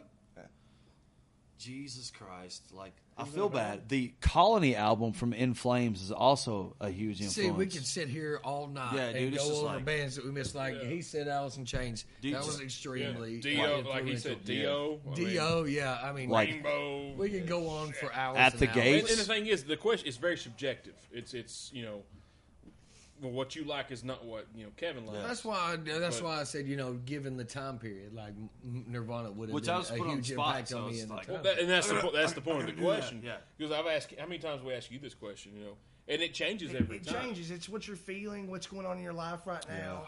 But influential, Led Zeppelin's one of my all-time influential bands. There you go. There's another one. I mean, that just a true influence. Sabbath's one of my, but like you said, you can't limit it to 5. But I can't leave Tool out. I just have to say, Tool. Maynard, I like Tool. Tool as a band, and then a Perfect Circle, like those After that Nima, kind I was of done. music was really. I agree. There's some faulty Tool after that album, but I still really I think appreciate it. Maynard is a fantastic songwriter, and although he gets a little out there in space somewhere, he's still writing good music to this day. I'll listen to Pussifer, and Pussifer's got some good music. So, A Perfect Circle has a new A Perfect Circle was fantastic. new Tool album was out. fantastic. It's good. It's good music. But go back, Travis. You Go know, ahead. well, they all mentioned Pantera, Yes. and I wasn't the biggest Pantera fan in the world. He kind of might have said some derogatory things about James from Metallica. And I thought me and James were best friends. Talk Well, about during Phil? the grunge era, though, Yeah, and- Pantera was like that fucking punch in the face. If you look at Vulgar Display of Power, that is kind of what Pantera was doing to that music scene at that time. Just a big fucking punch in the face. And that's what I didn't realize in when they were big. Now, when me and you were hanging out at the house, and you're always Pantera. You weren't always Pantera. Be like, fuck Pantera. And then now I'm listening to them like, holy shit. They had some. Wow, holy cow! It was. Dude. And remember, I said I was closed-minded about music. I'm very more open-minded than I am now. But I wish I wasn't, because Pantera back in those times, holy cow, dude! That Here's shit my was thing. badass. Like everybody wants to put Vulgar as their best album ever. Far Beyond Dreaming. In my Far Beyond opinion, Dreaming. I think The Great Southern Trendkill is their That's best yeah. fucking album ever. Yeah. The I wouldn't say the songwriting best, but it's and good. like It is how really heavy good. that I record agree. is, The Great Southern Trendkill is like, from start to finish, is like, I think it's their most well-written music. The one that I tend to gravitate to is Far Beyond Yeah. Driven. That's But awesome. like Shedding Skin, that Yeah. that when I heard that song, it was it was. I mean, I don't know, life changing maybe, just the way that they did things, the way they went about things. But the Great Southern Trendkill was like the band would record the music in Dallas, and Terry Date would have to fucking drive down to New Orleans where Phil was recording vocals in Trent Reznor's home studio because Reznor or fucking Phil was like getting all fucked up on heroin and shit, and then he would have to drive back to fucking Dallas to the rest of the band, like. And somehow, between all of the bullshit, Pantera made one of the most amazing records ever. Like, it's heavy as fuck. Phil is singing better on that record than he ever has. Yeah. Like, can you tell me, like... I disagree, but... No, it's okay. That's the thing. It's all subjective. But, like, there's something in Phil's voice on that record that I'm like, shit, it just sucked me in, man. I'm like... That motherfucker right there. And, like, by the way, my first metal show, I got to let this out for the listeners. 1996, I was at Starwood for the Battle of the Gargantuans tour. I saw I Hate God, White Zombie, and Pantera together. Oh, shit. And that was my very first metal show. Fifth row, dead center, because my buddy's mom was banging somebody, and she got the tickets. Far Beyond Driven, though, was recorded in Nashville. I'm curious to hear. What is Derek's first metal show, if any? Oh man, I probably can't. Hell, dude, I missed the day in summer school. Nothing. And the only reason that I was in summer school, not because of the grades, because I fucking missed too many days and I had to go to summer school. Nothing that would be up there with. I don't know. I mean, I went to an Ozfest and I went to Family Values tour, and there's some pretty heavy stuff during the Family Values tour. But I really haven't. Your first one doesn't your first one doesn't ring a bell, like the first real metal show that you went to, like the lineup. It doesn't really stick with you. No, man, it really doesn't. It would be the heaviest stuff I ever went and saw live would have been during probably that Family Values tour that we went to, and I couldn't remember. I know Flyleaf was there. Stone Sour was there. Cannibal Corpse. Cannibal Corpse was there. I'm sorry. Do you say Cannibal Corpse at Family Values? Yeah, it was. Were Pretty they awesome. like, we suck and we need heavy bands? Huh? Hey, Derek, did Dead Z play that one? I don't know. I don't know. I know that my first concert ever was Bush, like real concert. That was my first one. Veruca saw open. It was the No, Razorblade no. Suitcase tour that I went. We got to go on. But back. before that, we went to the Manchester Performing Arts Center when it was Parnassus before it burnt down, and we saw Alienated, and who was it that was the main event? The reason we went. My first, I started playing there. We was the first band to ever even play Parnassus. Unchained. That's what started that whole rock headbanging experience. Back in 1981. This is 95. No, at I'm just Parnassus kidding. up here. I'm just kidding. I still got flyers from the show. I remember getting my head Did you drilled really? into an Yes. I-beam in that building that night while we were there. I was there with you and Anthony Clark, and I can't remember the dude that was driving, but Anthony rode on the hood of the car that night. How about Anthony? Down the 4 lanes. Do you remember that? You probably don't. I do, buddy. Friends Anthony on Sean Facebook. Walls. Really? Yeah, good dude, man. We had a good Sean time. Walls tried to recruit me. 12 volt negative Earth was a big, 12 volt Big negative fan. Earth Wow. was the fucking shit. badass. Who was it we went to see that? It was like their last show, and I can't remember. But we had, I mean, outside of that, man, I really haven't been to heavy shows. Honestly. I just got mad that like I joined EOE for like 3 weeks and then they broke up as I joined the fucking band. Yeah, so everybody's listening. Kevin is the reason why EOE He broke up. No, I'm not. I Way was to go, pretty Dick. stoked about Alice Cooper and Danzig. Those were pretty hardcore. Bonnaroo. Yeah. That was good times. What was your first metal show? You brought it up. Let's go to you, buddy. Well, my first show was Hootie. Hootie. Yeah, Wow. my first show was Hootie and the Blowfish, and then it was Ain't no shame in that. Then it was Aerosmith. and Collective Soul, and then my first metal show, I guess, would have been the 101 Proof tour when Cold Pantera Chamber played Machine Head. with Cold Chamber and Machine Head. Damn, dude. I was there too. What about you, Chris? What was your first metal show, rock show? My first rock show was Dr. Feelgood in 1990. Then my first Lord. probably metal show was probably '94 when Pantera was doing Far Beyond Driven. Hell yeah. Yeah. Selling cool shit, Chris. Like you know. Yeah. What about you, Kevin? What was your first metal show? Well, I said my first metal show was Zombie and Pantera at Starwood, but my first actual concert ever in 1994 at Vanderbilt Gymnasium, I saw Bush in tour of support of 16 Stone, and they had this band that like not a lot of people knew about opening for them called the Toadies. The Toadies So- kick Oh ass. yeah, I remember Possum Toadies. Kingdom. So like the whole like Love the Toadies, man. they were touring in support of Rubberneck. Bush was touring in support of 16 Stone. I got really stoned. Like it was a great Your time. buddy's Dude, the mom banging Toadies- somebody at that show The too. Toadies, Tyler. That song changed my life. It's such a great song. It's awesome though, dude. The lyrics really take me Yeah. home. But here's a little unknown fact. My second show, a buddy and I drove down to Atlanta. Somehow his mom got tickets extremely fast. I saw a Silverchair on the Frog man, Stomp tour, Frog Stomp. Oh, yeah, I like and that. I saw that, and it was fucking incredible. I was like, what? Love Like See, his that mom could have been one of my bands that were highly impactful. That was the first Yeah. time that I'd ever played in front of a group of people, was doing a Silverchair song Pure Massacre. by myself on the guitar. Yeah, Pure Massacre off the You and I have Frog had Stomp. that conversation. Yeah, Yeah. yeah. So What was your first show, Andrea? It was Reba. Reba? It really was. It was Awesome. Reba. And you know, again, going back to whenever I got to make my decisions, it was the Spice Girls. Because I was Reba totally to the a Spice Spice Girl. Girl. nice. Tell me what you want. What you What really want. Suck a dick, say It's a ah. zig ah. Well, they said suck a dick, say ah, not zig a say ah. I like your version better. I probably, Especially if Posh is doing it. Who's David Beckham? Yeah. Piss on him. Hey, bend My, it like my Nick. first show was at the Grand Ole Opry. Mickey Gilley and Shirley MacLaine. I was like 4. Nice. Yeah, and my That first, doesn't really count. That though, was Travis. forced. It well, sounds it like. was my first show I went to on my own accord with. Well, I was with my dad and my 2 brothers from another mother. Was Boys to Men at the Murphy Center. Nice. See, that's fantastic. Yeah. That's, My- together. Seen Zombie there in Candlebox.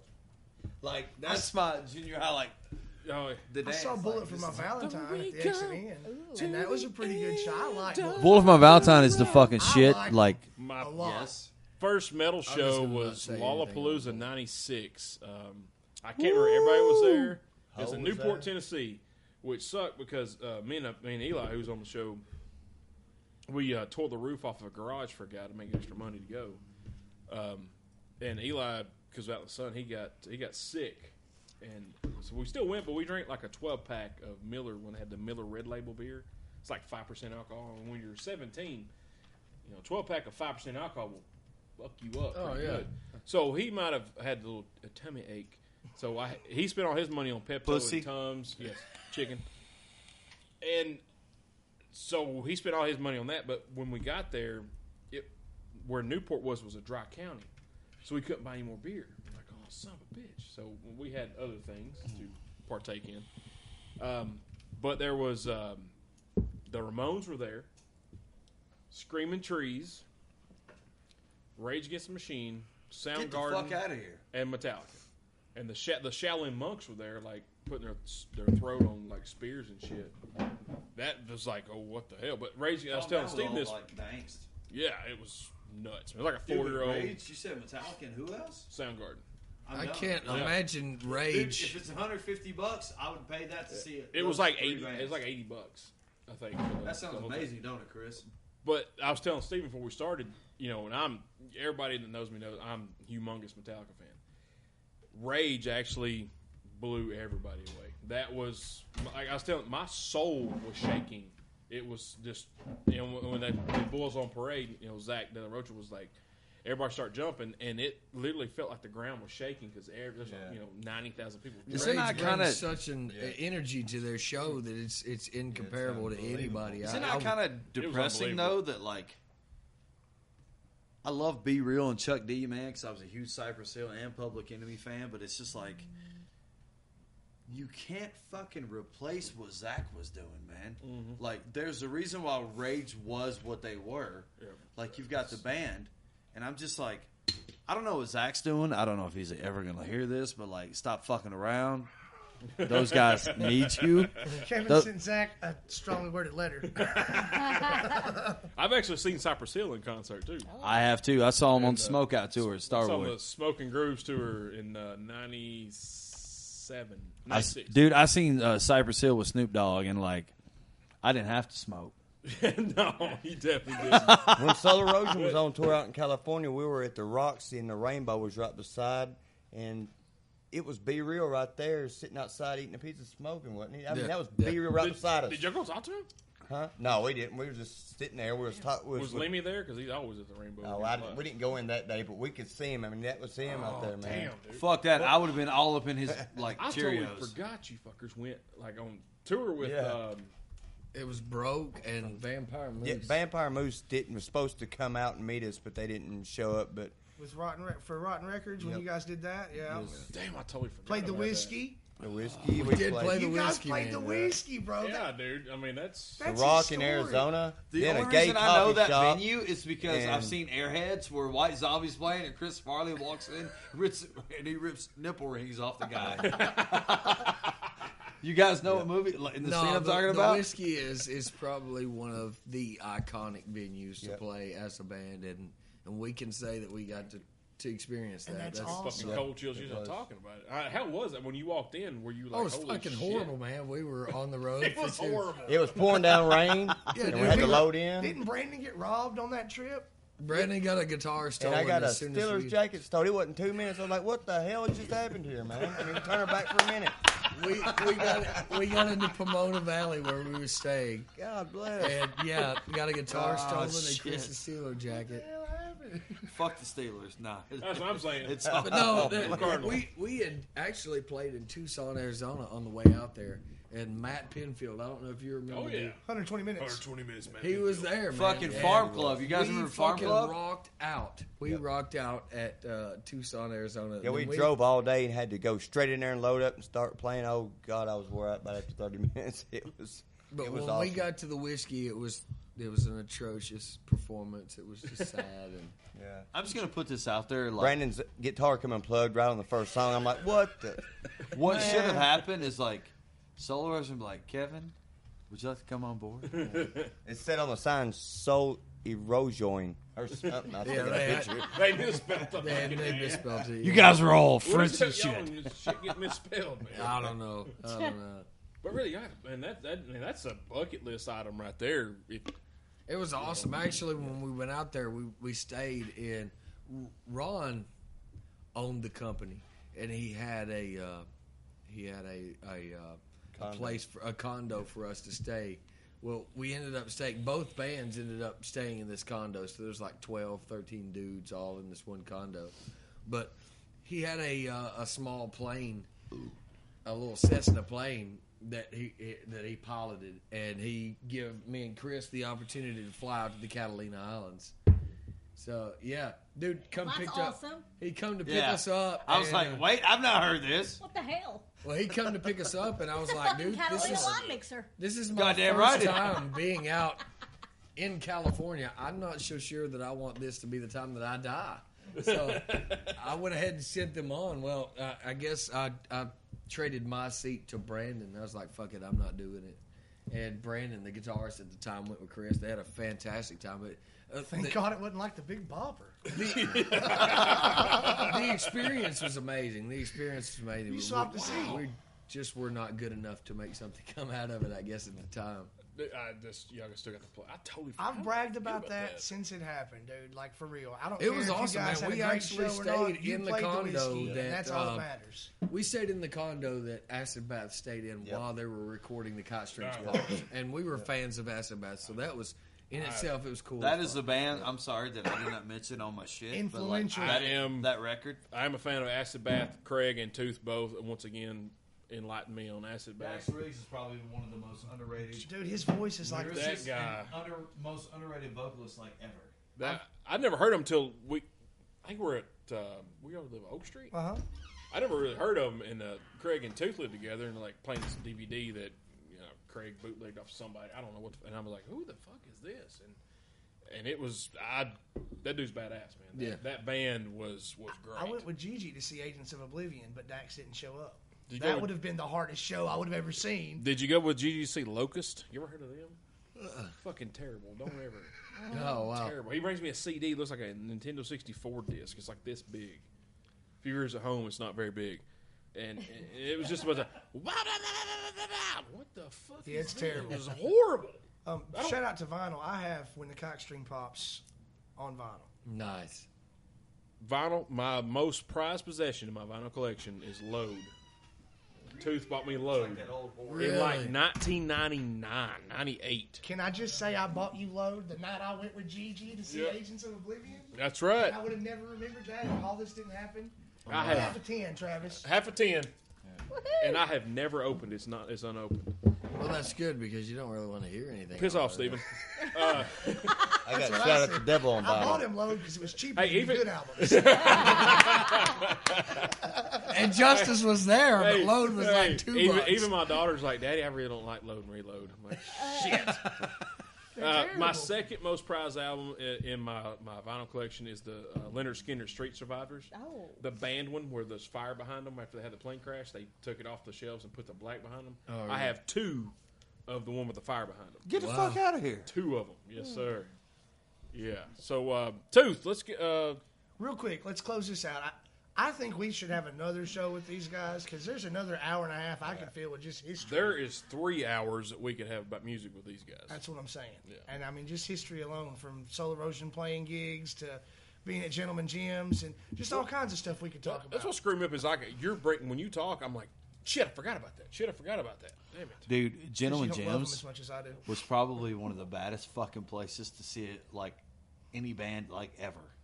Big Steve always had to sound like stomping, and the fact that they had those liquid cocaine shots or like carrying talking around the about fucking tray. Outer Limits. You're talking about Outer Limits, not Gentleman Gypsy. Yeah. But I came to a show Jim there Gypsy too. came. Oh, I'm sorry. Yeah. Gentleman Gems, Charles, the half and half. Yeah.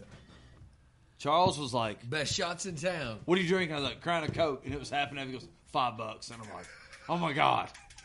Well, Like, I had 2 of those, and I was like, "I can't walk out of this place." Because he was like half and half. Had the styrofoam cup. You guys remember that bullshit? Lord have mercy. to kind of close this one out though, because I mean we've been on a good. This has been a good show. We gotta give. Yeah. We gotta give. 2 more questions. Yeah, you've got your burning question. Okay, so the burning questions are last. So what's before that? And the The actual burning questions, like the actual in the actual Nina real Sporen? burning question, Tooth has to Oh. ask it because I am too biased on it, so I'm not allowed to ask the question. Can't Okay. ask it All right, without then. me. Yeah. He All right. tells you how to answer it while he's asking you. It's not You fair. damn right I do.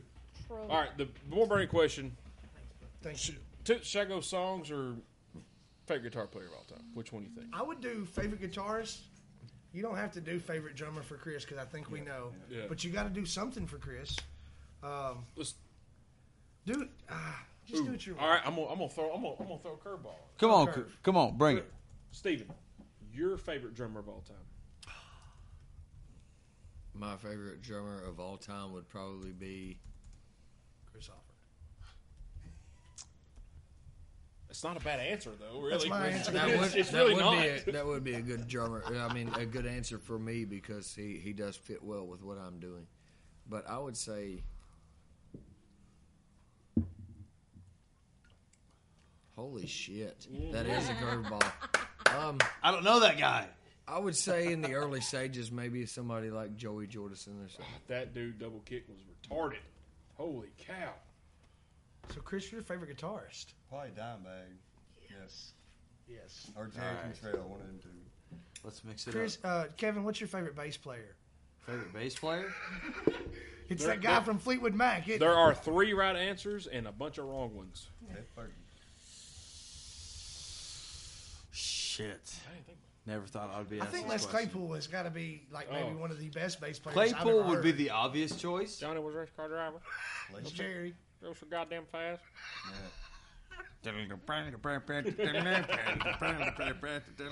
Like that's the obvious choice. I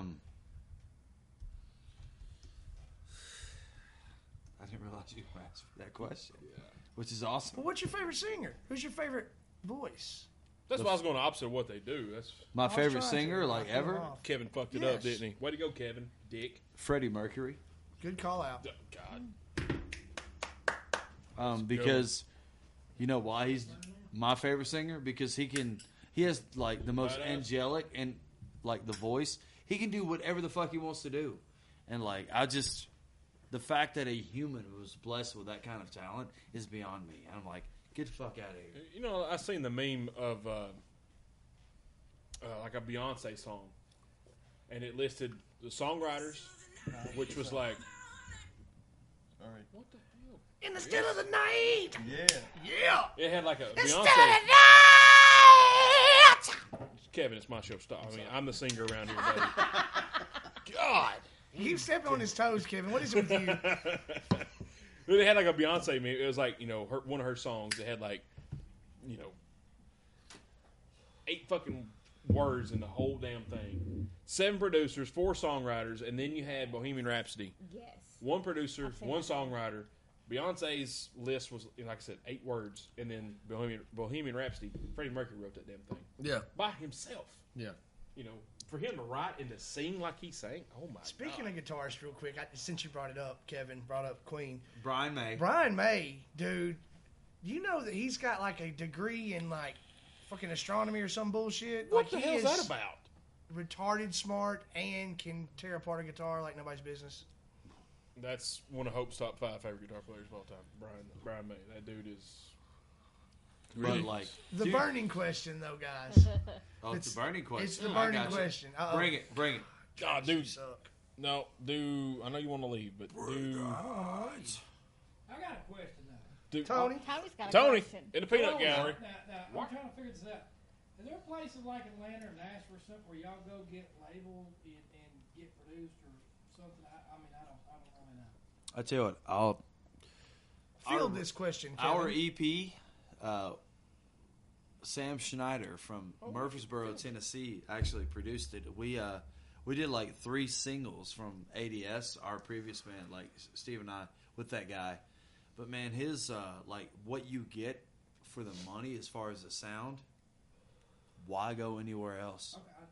And dude, it's just like what he was able to do with this EP. I was like, fuck. Like even though I suck. Like, he still made me sound, like, amazing. I was like, that's awesome. All right, before we get to Two's question that he has to ask, because I'm not allowed to anymore. This one was actually brought up by a guest of the show. Okay. Start with you, Steven. If you could hang out with any famous person, living or dead, who would it be? Famous person. Man, that's a tough question. I don't know. I'm We not ask the hard-hitting questions on this show, buddy. I see. I'm not a Journalistic very fucking starstruck gold. person. I've never been. I've met some people in shows that I went to and whatnot, and I've Fucking whiskey. never really been starstruck. But I guess if I had to hang out with one person, it'd be somebody like fucking Charlie Sheen, because I'm trying to get down. You know what I mean? So, That's a good answer. if anybody knows what's up, Charlie Sheen knows what the fuck is up. He What's does. up, all right? He's calling magic for AIDS cures right now. But He's winning. Hashtag winning. My mind. I don't know. It'd be somebody like that didn't care about their necessarily their personal presence, their public presence, as well as just getting down and having a good time. I'd hang out with Puck. I want somebody that's not going to be a Put your finger in the jackass. peanut butter. Puck from like Real world. what? Chris, what would yours be, It buddy? would have to be Dimebag or Robin Crosby. That's the only 2 Ooh, that I Robert never got to Crosby. meet. Holy Well, I'm shit, just going dude. to tell you right now, saying. you could not hang with Dimebag because he drinks way I know, the but fuck I'm more saying than... he's down to earth. He's about the coolest you can get. That's the only person I met. To be honest with you, a bunch of them. Yeah. From Megadeth to the Crew. I mean, I've met Wait, them all. didn't you ride with somebody at a show at the X of the Inn or somewhere in Nashville and you were drinking? Is there a That story has about never that? That happened. narrowed it Oh down. yeah, I went with Strad up from my Explorer, and John Crosby, the son with Yes, the Crew, that's it. That's it. was playing guitar, and I didn't know that. And I picked him up, and I was drinking a beer, and I got back and got my ass chewed plumb out because he, at anybody, went and bitched about it. I could not believe that. I'm sorry for that sore spot, but I've heard that story like 3 or 4 times. I'm like, that's what. Yep. You got to drive a John Corabi. That's pretty cool though. So you'd say Robin Crosby? I was a big fan of him. They called him the King, from Rat, and big fan of him. It'd be him or Dimebag. They're both gone. And Dimebag. He was famous for drinking the Jack. Yeah. Have you ever heard the story about Lemmy and Zach Wild? Seagram 7 too. And bass player from Mountain Chains, Inez. Mike Inez. Yeah. Mike Starr was the original one, I believe. Well, they backstage at something where Lemmy's at, and Lemmy's like, telling Zach and Inez, "Hey man, you want a drink?" They're like, "Yeah, sure, fuck, I'm gonna drink with Lemmy." So Lemmy breaks out a fifth of Jack, opens the top, hands one to Zach Wild.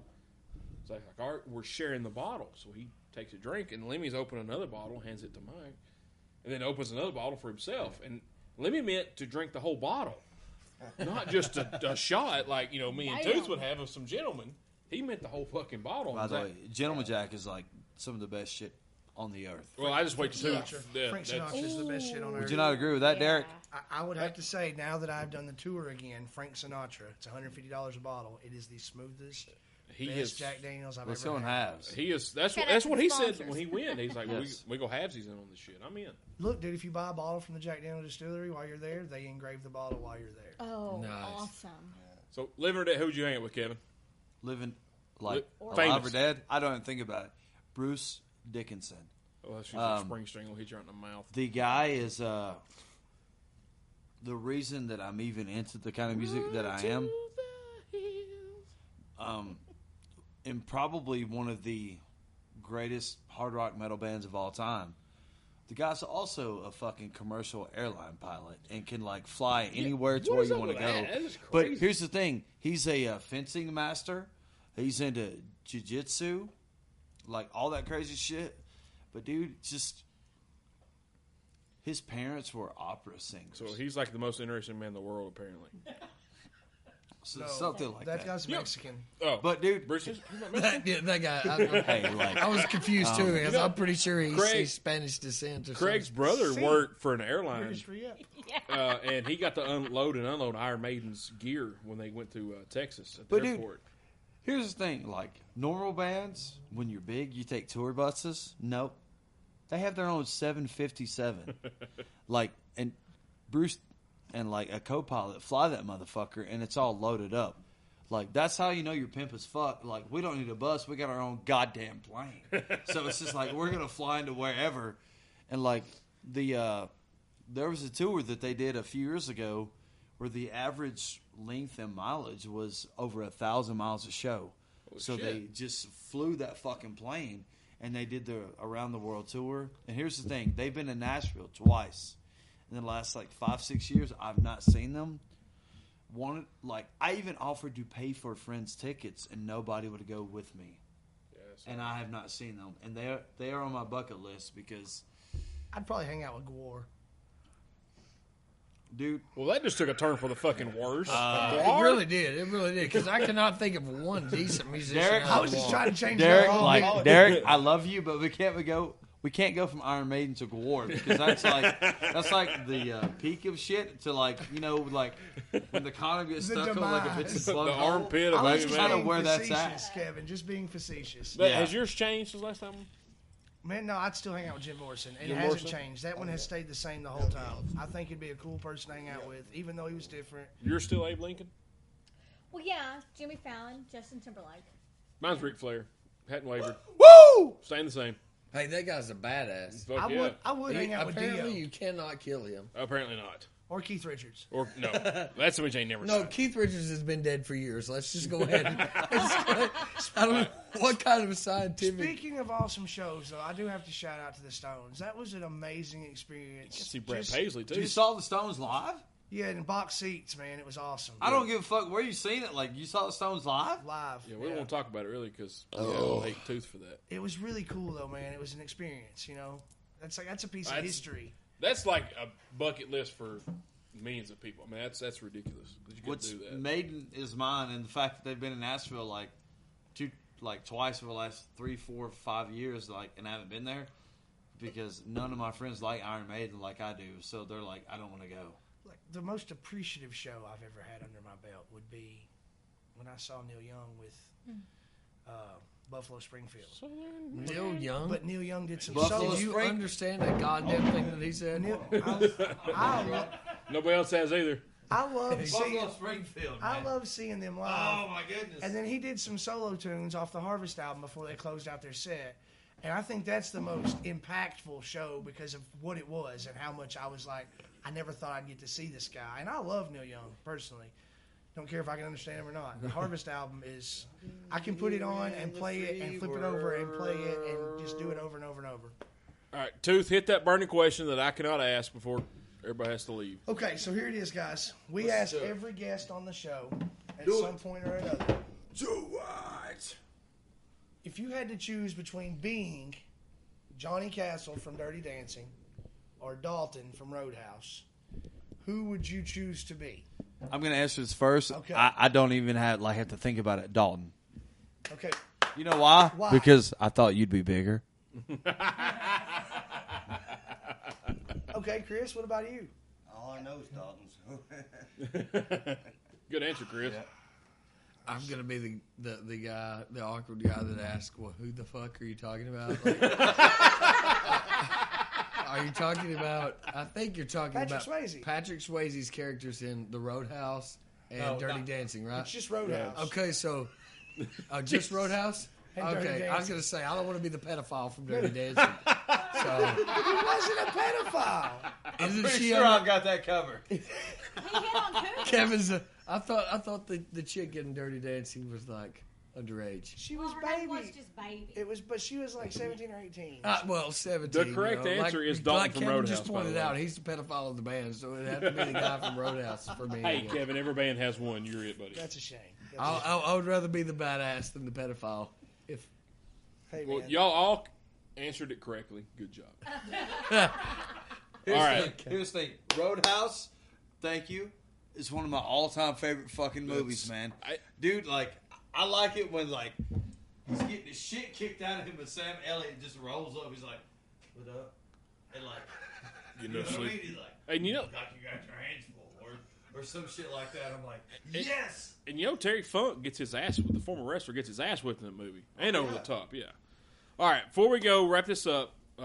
Deface the Dream, EP, Palace of Lies. Steven, guitar, bass, backup vocals. Chris, as always, the drums. Kevin, vocals. Guys, plug your Instagram, Facebook, Twitter, something where people can get this. okay, we're on Instagram, Twitter, and Facebook. We're also going to be. This album is available in physical format on a CD right now, but we will be available on iTunes, Spotify, YouTube, Amazon, Google Play, Yeah. all of that sort of thing. It'll be available on all digital formats. If people want to get this, throw out your Instagram account where they can contact you to get the CDs and whatnot. I think the way it works with Instagram is at Deface the Dream for Instagram, and then just Facebook / Deface the Dream. It's pretty cut and dry. You Google the shit, will pop up. And Chris will sell the shit out of these CDs to you. That's I right. promise you. Censor money and like a gram of Coke. Yeah. All right. You don't have any social media yourself, Stephen, correct? No, you, no, you just personally. you use the Face the Dream Instagram. That's you. That's right. Pretty Steve much. and I actually, or Chris and I actually handle all the fucking Deface the Dream shit, but like, yeah, like.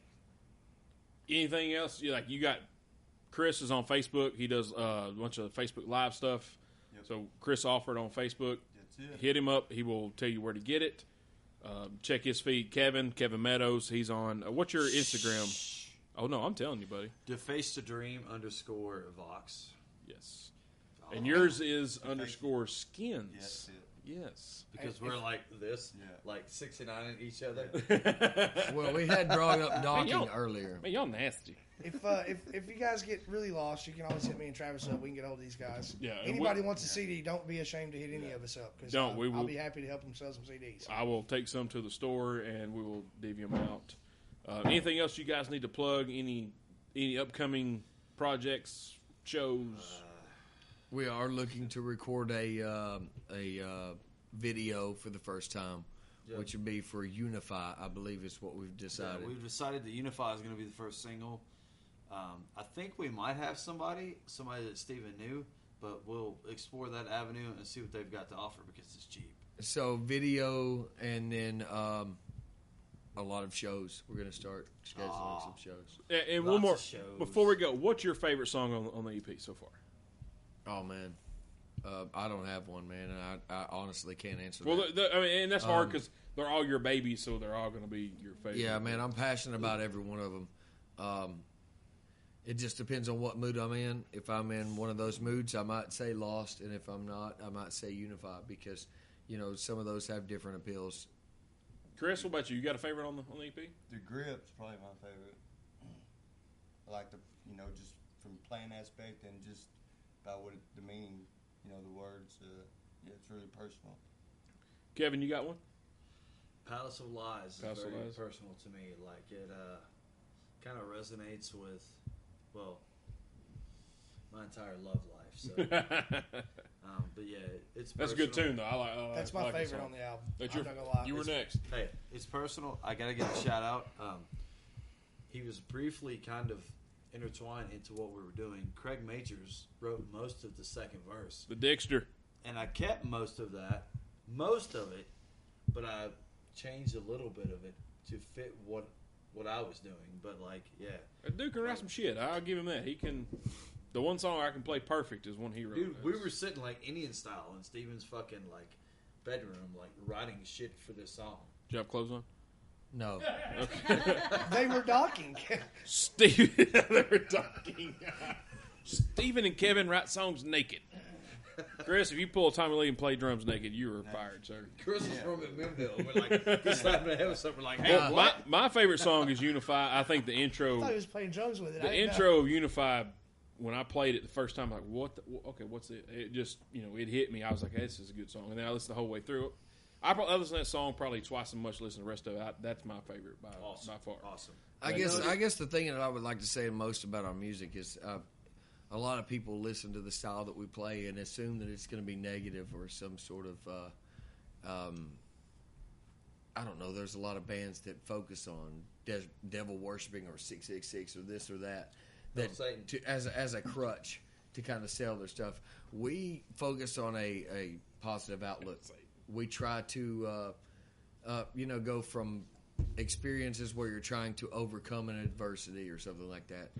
Just because it's heavy music does not mean that it's negative in any way. So give it a chance before you prejudge, I guess is what I would say about it. But there is a song about suicide on the record. Well, we'll let people figure out which one it is. Yeah.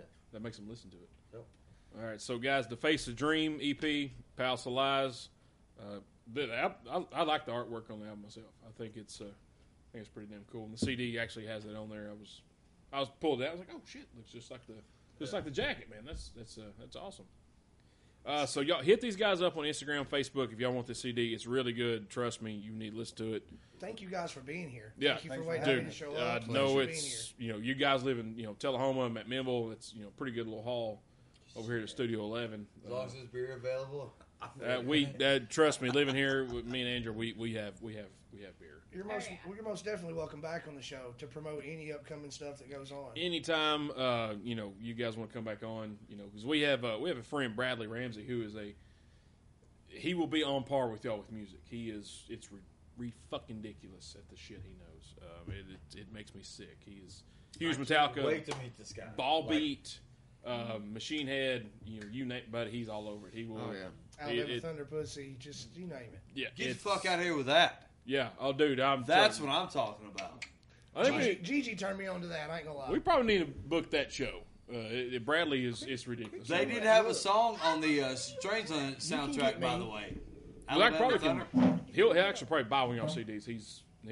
That's what he does. He's a music guy. He loves music. Yeah, he does. And but movies. guys, movies. It's ridiculous. I don't want to talk about it right now.